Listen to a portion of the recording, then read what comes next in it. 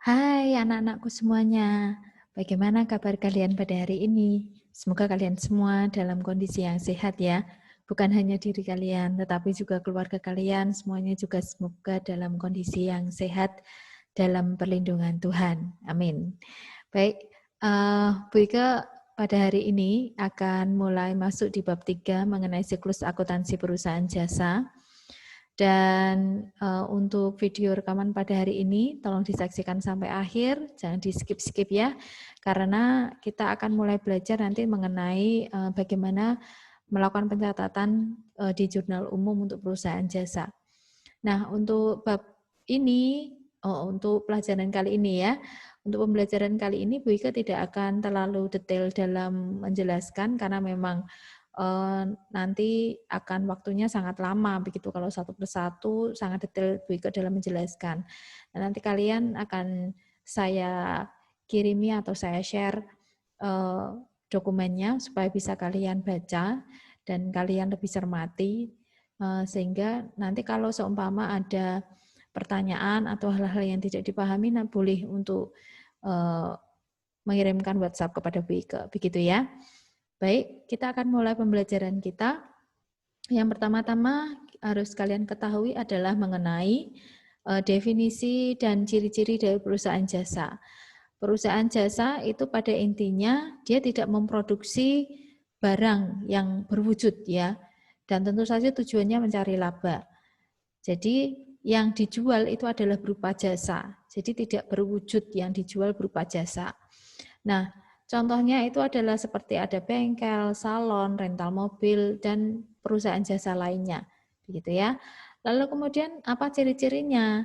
Yaitu jasa yang diberikan tidak memiliki wujud fisik yang nyata atau tidak bisa dilihat, tidak bisa diraba, itu namanya intangibility, tidak berwujud, ya. Kemudian apa? Tidak dapat dipisahkan, dia berubah-ubah, tidak dapat disimpan, kemudian tidak menjual barang dagangan, tidak melakukan proses produksi. Nah, ini ciri-ciri dari perusahaan jasa. Lalu kemudian tahap pencatatan dalam siklus akuntansi perusahaan jasa itu yang pertama adalah sebelum melakukan sumber dari pencatatan itu adalah dari adanya bukti transaksi. Nah, setiap kali perusahaan melakukan transaksi itu harus ada bukti transaksinya. Jadi tidak boleh perusahaan melakukan transaksi tanpa ada bukti transaksi, begitu ya. Ada beberapa macam dari bukti transaksi. Nah, macam-macamnya itu ada bukti ekstern dan bukti intern. Yang pertama bukti ekstern. Bukti ekstern itu ada satu, kwitansi. Ya, kalian pasti pernah ini ya menerima kwitansi. Itu adalah surat bukti bahwa telah membayar atas suatu transaksi sesuai dengan jumlahnya yang tercantum dalam kwitansi tersebut, gitu ya. Nanti bisa dibaca lebih detail lagi ya untuk memahami dengan baik. Nah, contohnya kwitansinya seperti ini. Ya, nih seperti ini ya. Kemudian ada yang namanya faktur. Nah, faktur itu adalah bukti penjualan barang secara kredit atau maksudnya di sini tidak hanya kalau di dalam perusahaan jasa, barang di sini tidak berupa benda tetapi jasa yang diberikan ya. Bukti penjualan secara kredit yang dibuat oleh penjual untuk pembeli. Jadi yang membuat adalah si penjual diberikan kepada pembeli. Nah, ini yang perlu kalian ingat karena nanti faktur itu biasanya suka keluar di ini ya, apa namanya? Transaksi ya, transaksinya difakturkan atau diterima faktur atau dikirim faktur penagihan kepada. Nah, biasanya ada transaksi-transaksi yang seperti itu. Nah, itu maka kalian perlu paham bahwa faktur itu transaksinya adalah penjualan secara kredit, gitu ya, yang membuat si penjual diberikan kepada si pembeli. Nah, ini adalah contoh fakturnya, ini berupa faktur tagihan. Jadi PT Sampel ini menagih pembelinya, sorry, ini oke, ini faktur tagihan kepada PT sampel ini ya. Iya, gitu. Jadi ini bentuk dari faktur penagihan, gitu. Oh ini, nah ini diberikan kepada si ini yang beli, gitu ya. Terus kemudian nota kredit. Ada nota kredit itu adalah apa yang namanya, adanya retur atau pengembalian. Perhitungan dibuat perusahaan tentang penerimaan kembali barang karena barang tersebut rusak, tidak sesuai dengan mutunya atau tidak sesuai dengan pesanan pelanggan. Jadi nota kredit ini bukti bahwa si perusahaan sudah menerima barang-barang yang dikembalikan oleh si pembeli, begitu ya. Nah, ini biasanya muncul nanti di perusahaan dagang. Ada retur pengembalian.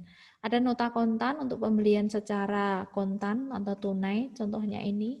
Lalu ada nota debit, itu adalah nota yang dibuat oleh si pembeli untuk diberikan kepada si penjual. Nota debit ini isinya adalah menerangkan kalau si pembeli itu meretur atau mengembalikan barang-barang yang dikembalikan kepada si penjual gitu ya, karena barangnya cacat atau tidak sesuai pesanan gitu, barang dikembalikan. Nah, buktinya adalah dengan ada nota debit ini. Kemudian ada bukti inderen, yaitu berupa bukti penerimaan kas yang mencatat penerimaan uang tunai, kemudian bukti pengeluaran kas yang mencatat pengeluaran uang tunai, bukti memorial adalah dokumen transaksi untuk keuangan gitu ya. Kemudian menyusun jurnal umum. Pengertian dari jurnal umum itu adalah catatan harian atas transaksi keuangan perusahaan secara sistematis dan kronologis. Nah, sistematis dan kronologis artinya dicatat berdasarkan urutan waktu terjadinya. Jadi tidak boleh kalau kalian nanti mencatat jurnal umum itu tidak urut tanggalnya, itu tidak boleh. Karena harus sistematis dan kronologis sesuai dengan urutan waktu. Jadi tanggalnya harus urut dari 1 sampai 30 seumpama, yaitu harus urut, tidak boleh lompat-lompat dalam mencatatnya, begitu ya. Kemudian ada beberapa fungsi jurnal. Nah, ini kalian bisa baca sendiri ya. Fungsinya apa saja, silakan dibaca. Tolong tetap dipahami, siapa tahu nanti dalam ujian muncul begitu ya.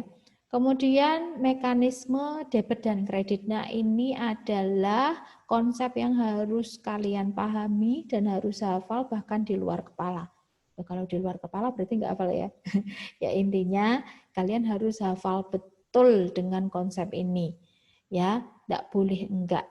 Ini wajib hukumnya, ya. Nah, pencatatan transaksi ke debit dan kredit itu harusnya bagaimana? Nah, seperti ini, Bika jelaskan. Akun itu kan terdiri dari HUM PB, ya, HUM PB. Sorry, ini kurang beban ya. HUM PB, oke, model, oh ini, sorry ya. Bika betulkan dulu beban. Debit berkurang di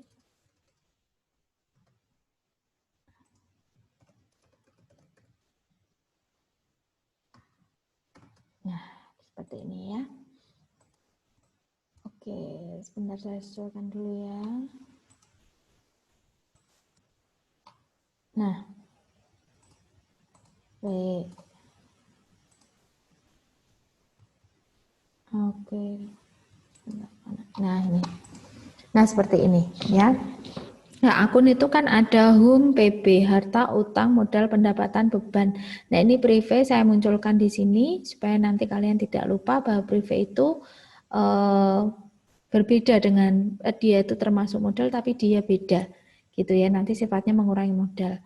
Jadi begini ya, nanti kalau kalian mengerjakan jurnal umum, konsepnya itu harus kalian rubah dalam pikiran kalian, dalam otak kalian itu jangan sampai nanti sama dengan pencatatan transaksi yang persamaan dasar akuntansi.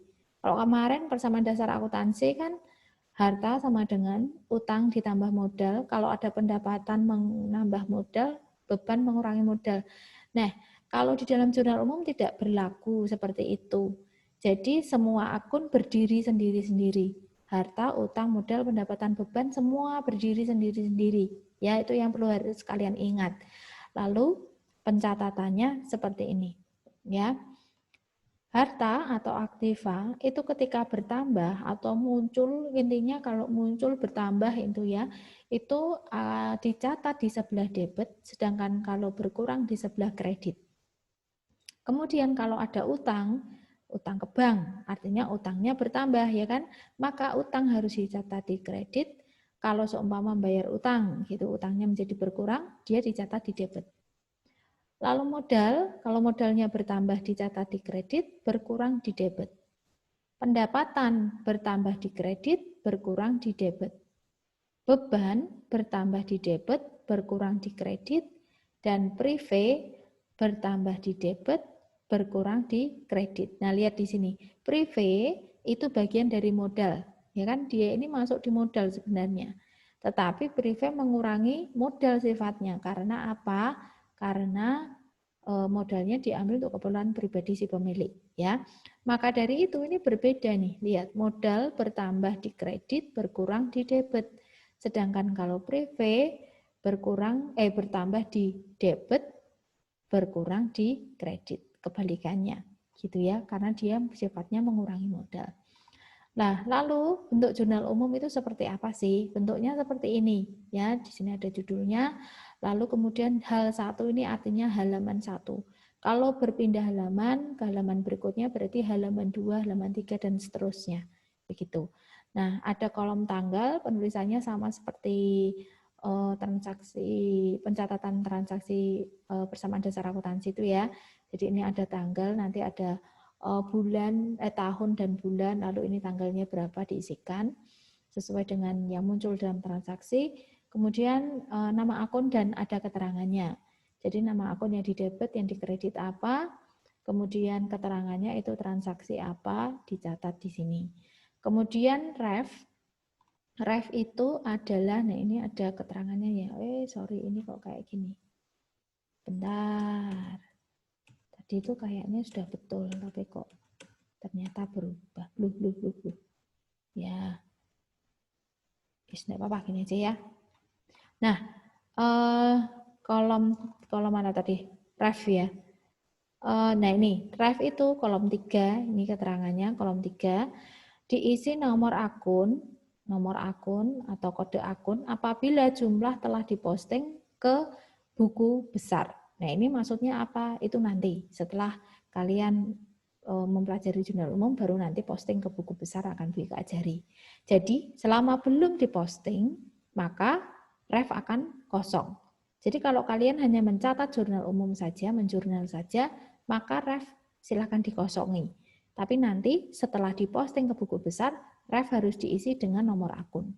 Gitu ya, atau kode akun.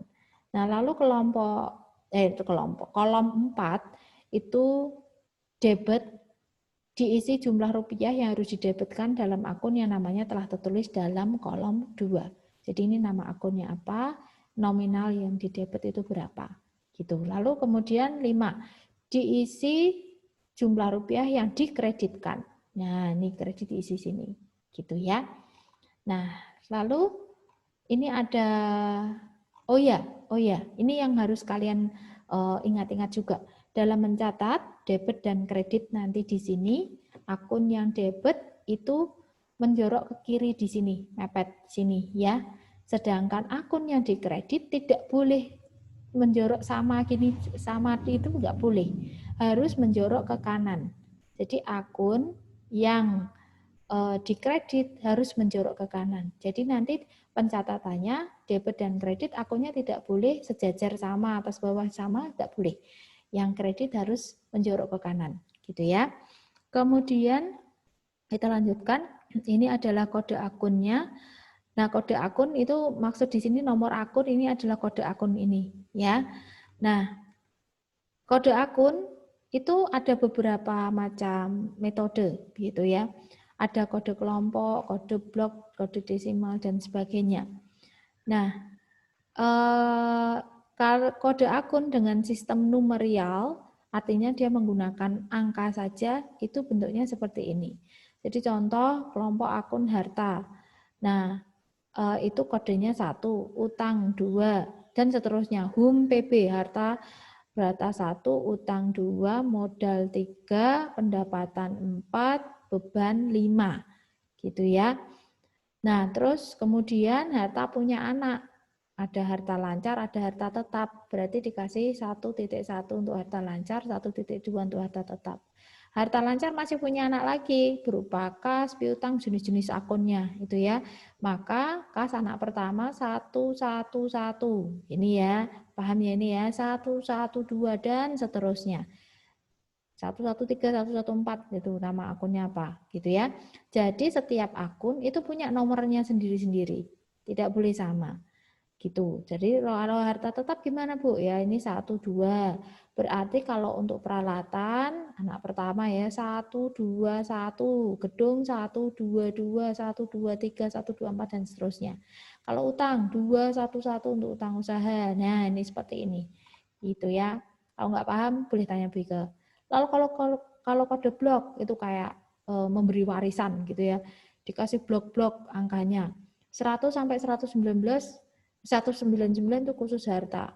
Jadi kalau harta lancar dikasih range 100 sampai 149 untuk harta lancar. Berarti nanti harta lancar itu ada 100 untuk kas, 101 untuk piutang dan seterusnya.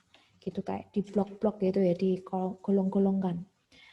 Lalu kemudian ada kode sebentar. B. Oh ini harusnya B. Nah, kode desimal. Kode ini menggunakan dasar 10 unit, angka dari 0 sampai 9. Jadi satu harta berarti harta lancar 1.0. Kas berarti 1.01. Hampir sama seperti yang atas, tetapi kalau ini pakai 0 di tengahnya ini ya. Yang pertama pakai 0, tidak langsung 1.1 gitu ya. Sistem mnemonik itu pemberian kode dengan menggunakan huruf awal dari nama akun yang bersangkutan. Jadi kalau harta ya H, harta lancar HL. Kalau kas itu kan tergolong harta lancar berarti HLK, kas. HL harta lancar PU, piutang gitu ya. Seperti itu. Terus kemudian kombinasi huruf dan angka. Saya kasih stabilo dulu. Kombinasi huruf dan angka. Pemberian kode ini menggunakan kode huruf pada kelompok dan golongan akun. Jadi kombinasi seperti ini tadi. Kalau ini kan sepenuhnya pakai kode ya. HLK, HLPU, tidak ada angka. Kalau ini ada angkanya. Berarti kas itu kan harta lancar nomor 1. Berarti HL01, HL02 dan seterusnya. Seperti itu. Nah itu belum selesai ya. Nah kita lanjutkan sekarang. Nah itu tadi teorinya. Sekarang kita lanjutkan di contoh pencatatannya. Nah ini tadi ikut salah berarti ya. Saya ganti dulu. Oke.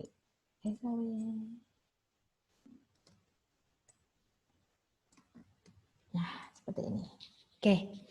Baik, pencatatan transaksi dalam jurnal umum. Nah, ada beberapa macam transaksi, begitu ya, dan bentuk transaksinya, kalimatnya itu bisa sangat bermacam-macam. Nah, ini saya berikan contoh saja ya, tapi nanti logikanya kalian harus mengembangkan diri untuk bisa memahami setiap transaksi yang ada di dalam soal, begitu ya. Nah, ini contoh dari perusahaan jasa konsultan Andre pada bulan Juli tahun 2019. Si pemiliknya nih, nah ini transaksi untuk investasi pemilik ya. Pemilik Tuan Andre menginvestasikan uang tunai 20 juta dan peralatan 15 juta. Lalu kalau seperti ini, pencatatan jurnal umumnya bagaimana? Nah, berarti di logika. Dilihat di dalam soalnya, dia menginvestasikan, ingat ya kalian ini posisinya bukan Tuan Andre loh ya, kalian ini posisinya adalah sebagai akuntan perusahaan. Jadi kalian tuh posisinya perusahaannya, bukan pemiliknya. Ya, diingat-ingat ya, perusahaan dan pemilik itu terpisah, begitu ya. Nah, Tuan Andre menginvestasikan uang, berarti memberikan uang ke perusahaan 20 juta, peralatan 15 juta. Nah, kalau seperti ini, uang tunai, oh berarti perusahaan menerima uang tunai itu berarti akunnya apa? Akunnya adalah kas. Kas itu tergolong harta.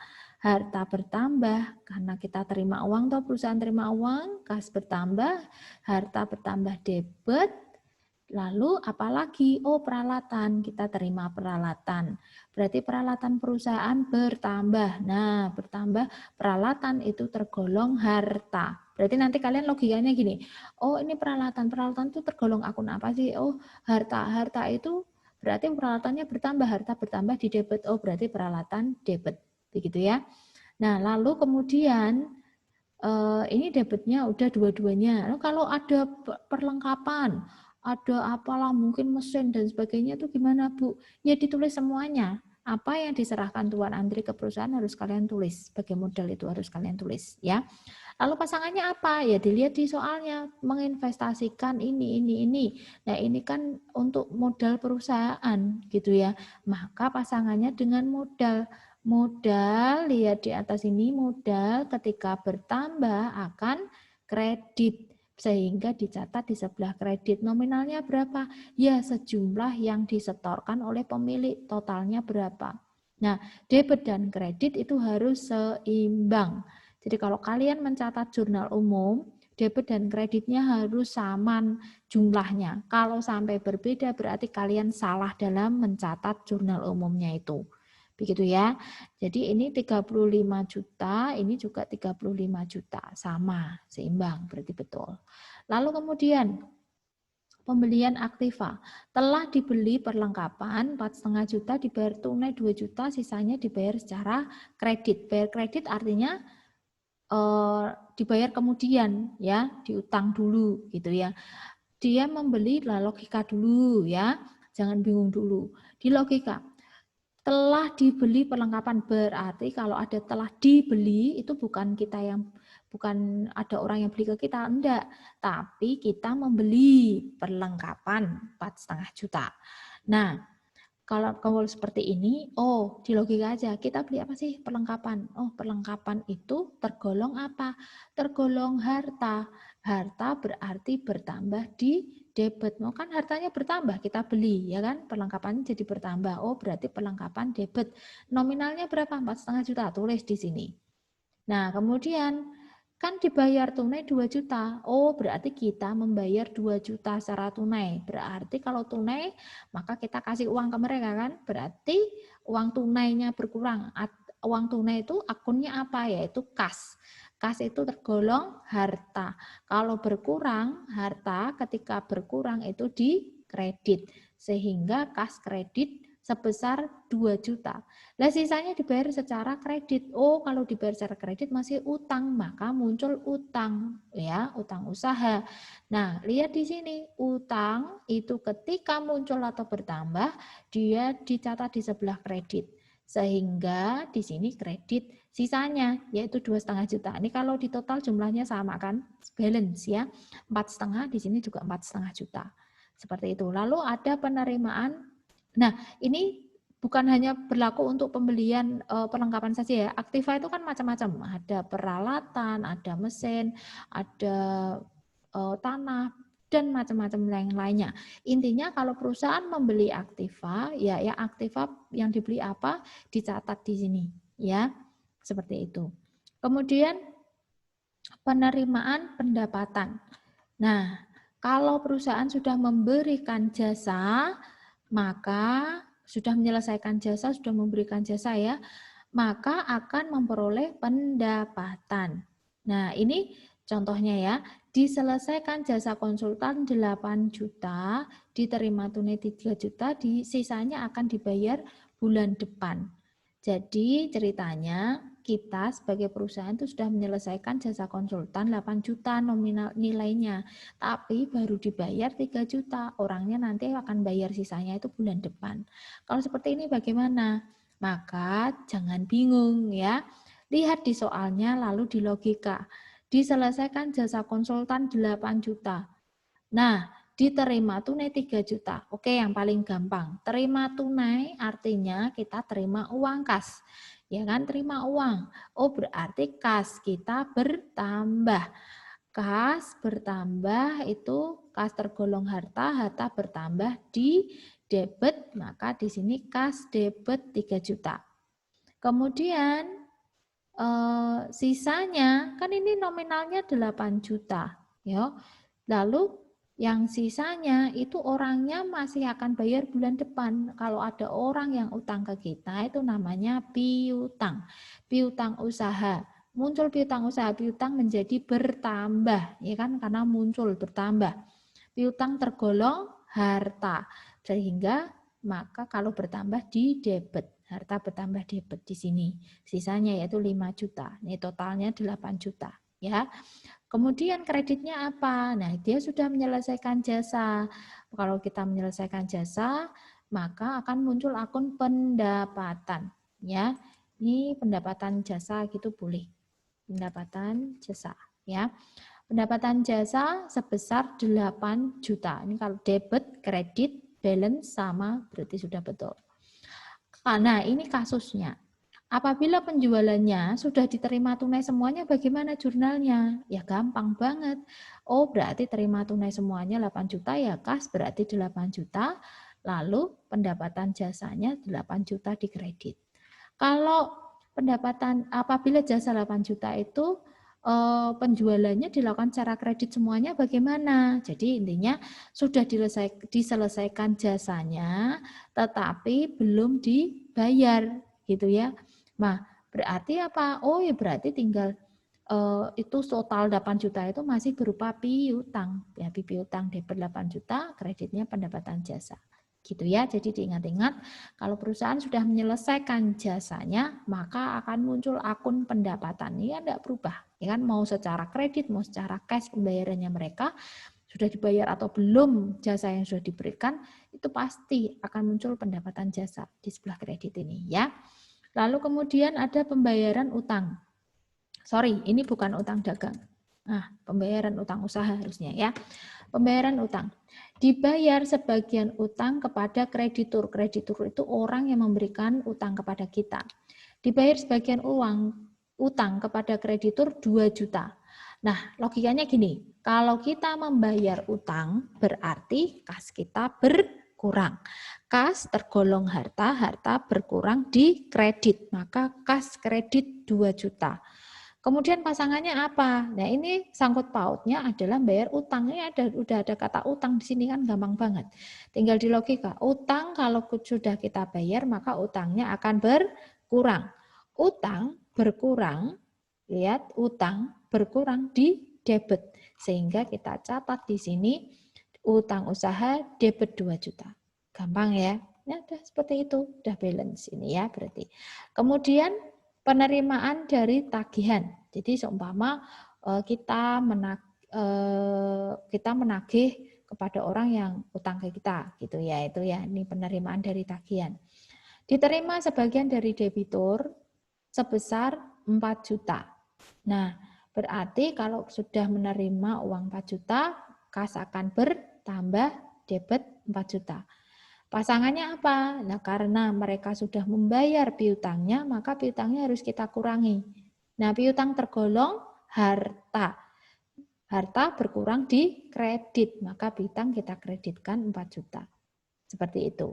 Kemudian kalau bayar beban-beban, contoh, bayar beban gaji pegawai 2.750.000. Berarti kalau ada beban-beban pembayaran beban untuk gaji, untuk air, listrik, telepon, dan lain-lain sebagainya, beban, nah saya lihat lagi ya, beban ketika bertambah akan di debit, ketika berkurang akan di kredit. Nah, kalau membayar beban itu bukannya bebannya berkurang, enggak. Kalau kita membayar untuk gaji kan berarti kita harus mencatat muncul yang namanya beban gaji. Pencatatan untuk pembayaran gaji, pembayaran listrik, air, telepon itu adalah berupa beban gaji, beban listrik, air, telepon, dan sebagainya. Nah, beban gaji 2.750.000 karena bertambah muncul gitu ya, maka dicatat di debit. Kalau berkurang dicatat di kredit gitu ya. Nah, sekarang kreditnya apa? Lah gampang saja. Kita membayar gaji pegawai berarti uang perusahaan berkurang untuk bayar gaji pegawai. Nah, berarti kasnya berkurang, kas tergolong harta, harta berkurang di kredit, dicatat di sini kredit, nominalnya sudah balance, debit kreditnya berarti sudah betul. Lalu ada pengambilan privé.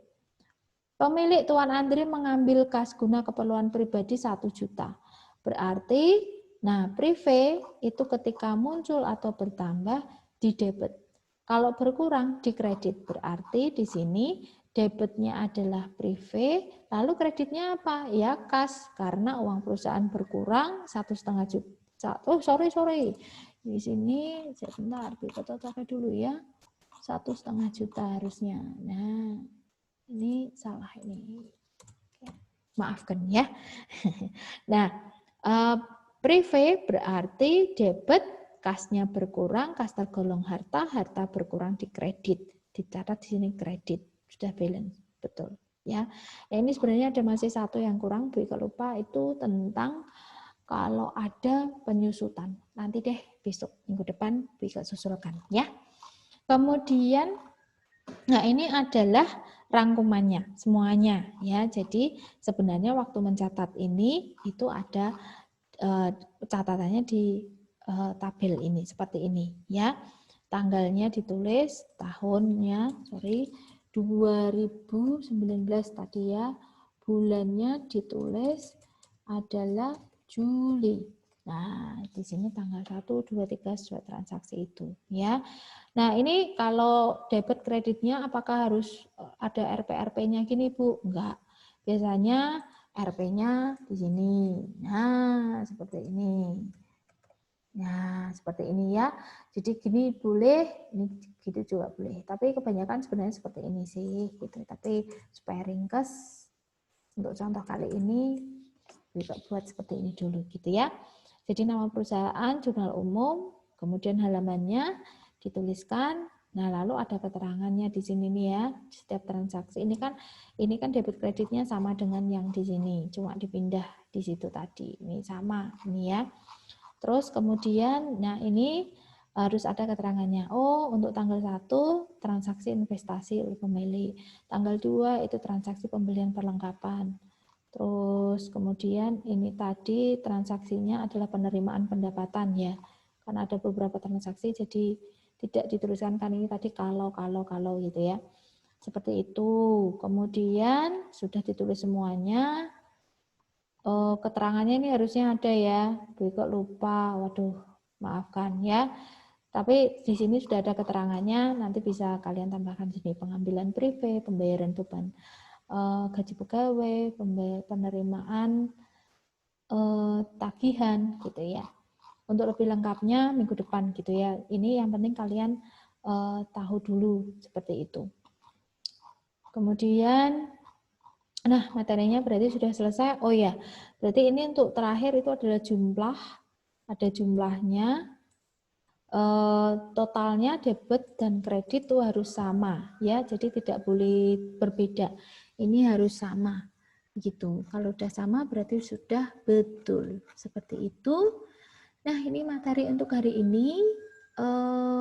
Kalau ada pertanyaan boleh bertanya kepada Bu Ike, dan saya rasa cukup ya. Terima kasih untuk perhatian kalian. Sampai jumpa minggu depan. Tuhan memberkati.